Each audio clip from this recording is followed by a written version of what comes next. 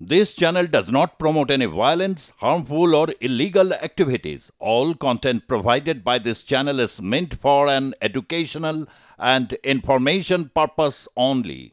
যে গুরুত্বপূর্ণ খবরের শুরুতে নজর রাখতে হচ্ছে প্রাথমিকের নিয়োগ দুর্নীতি মামলায় এবার বেশ কিছু নাম পেল সিবিআই।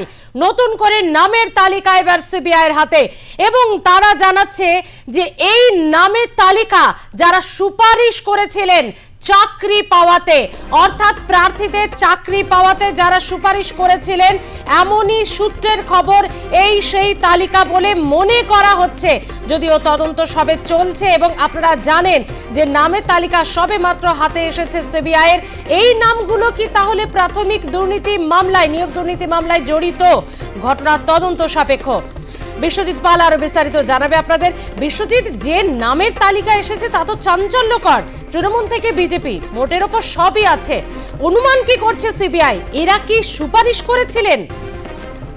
দেখো, আমরা যেটা দেখেছি যে এই যে প্রাথমিক নিয়োগ দুর্নীতির ক্ষেত্রে একাধিক ভুয়ো নথি কিন্তু বিভিন্ন জায়গায় ছড়িয়ে পড়েছিল এবং সেখানে দেখা গিয়েছে যে প্রত্যেকেই প্রায় এই নথি নিয়ে কিন্তু পার্থ চট্টোপাধ্যায়ের কাছে তারা পাঠিয়ে দিয়েছিলেন, অর্থাৎ বেশ কিছু নামের লিস্ট তারা পাঠিয়েছিলেন এবং প্রত্যেক জায়গাতেই সিবিআই প্রায় তদন্ত করে রেখেছেন এবং প্রত্যেক নেতা, বেশ কয়েকজন নেতার বাড়িতেও তল্লাশি চালিয়েছিলেন এবং সেখান থেকে দেখা যায় যে আরো বেশ কিছু নাম কিন্তু এই মুহূর্তে উঠে এসছে। তারা বিজেপি থেকে আরম্ভ করে তৃণমূলের নেতা এবং সবাই বর্তমানে বিধায়ক, এমন সব নামগুলো উঠে আসছে। তার মধ্যে বিরোধী দলনেতা শুভেন্দু অধিকারীর ভাই দিব্যেন্দু অধিকারী, সেই সময় অবশ্য দিব্যেন্দু অধিকারী কিন্তু তৃণমূলে ছিলেন, কিন্তু বর্তমানে তিনি বিজেপির এমএলএ। এবং এর পাশাপাশি ভারতী ঘোষ, যার নাম উঠে আসছে।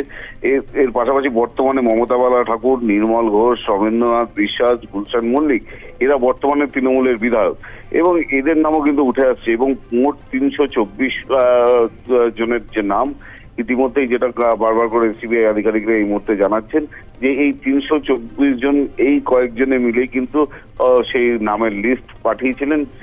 অর্থাৎ আমরা যেটা জানতে পারছি যে বিকাশ ভবনের যে ওয়্যার হাউস, যেটা দিনের পর দিন ধরে খোলার চেষ্টা করেছিলেন সিবিআই তদন্তকারী আধিকারিকরা এবং সেখান থেকেই কিন্তু একের পর এক লিস্ট কিন্তু সেখান থেকে উদ্ধার করেছেন তারা এবং সেই লিস্ট উদ্ধার করে দেখা গিয়েছে যে 324 জনের নাম রয়েছে এবং সেই 324 জনের নামের পাশাপাশি কি তাদেরকে রিকোয়ারমেন্ট করেছিল এবং সেখানে দেখা যাচ্ছে দিব্যেন্দু অধিকারীর নাম রয়েছে, ভারতী ঘোষ রয়েছে, মমতা বালা ঠাকুর রয়েছে এবং নির্মল ঘোষ রয়েছে, রবীন্দ্রনাথ বিশ্বাস, গুলশান মল্লিক এবং এদের নামগুলো কিন্তু প্রকাশ্যে চলে যাচ্ছে এবং এরাই কিন্তু পার্থ চট্টোপাধ্যায়ের কাছে সেই নামের লিস্ট পাঠিয়েছিলেন এবং সেই নামের লিস্টগুলো কিন্তু পার্থ চট্টোপাধ্যায় সেই নামের লিস্টগুলো ওয়্যার হাউসে রেখে দিয়েছিলেন। অর্থাৎ সেই ওয়্যার হাউস থেকে কিন্তু সমস্ত নথি কিন্তু সিবিআই আধিকারিকরা পেলেন এবং তারা কারা কারা চাকরি পেয়েছেন সে বিষয়ে ইতিমধ্যে কিন্তু খোঁজ খবর নিতে শুরু করেছেন তদন্তকারী আধিকারিকরা এবং যারা যারা চাকরি পেয়েছেন তাদের বিষয়েও বেশ কয়েকজনের নাম কিন্তু ইতিমধ্যেই তদন্তকারীরা পেয়েছেন। অর্থাৎ